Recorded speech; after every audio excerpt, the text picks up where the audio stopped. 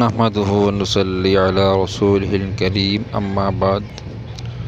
সম্মানিত সুধী, বর্তমানে একটা জামাত আছে আহমদিয়া জামাত, যেটার বানী মির্জা গোলাম আহমদ কাদিয়ানী।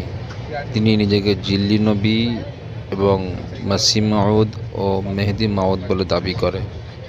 যদি এটা কোরআন ও হাদিসের মধ্যে পাওয়া যায়, ওনার নাম অনুযায়ী কোরআন হাদিসের সমস্ত যদি মিলে যায়, তাহলে আমাদের মানতে কোনো আপত্তি নেই। যদি না মিলে তারপরও যদি দাবি করে, তাহলে আমরা মির্জা গোলাম আহমদ কাদিয়ানী কাফের এবং ওনার অনুসারী কাফের বলে মানব। আর যদি সত্যি ওনারা যেটা দাবি সত্যি হয়, তাহলে ওনারা এক সপ্তাহের মধ্যে যেটা বললাম কোরআন থেকে প্রুফ করে দেবে, নচেত ওদেরকে আমরা কাফের বলে ঘোষণা দিলাম।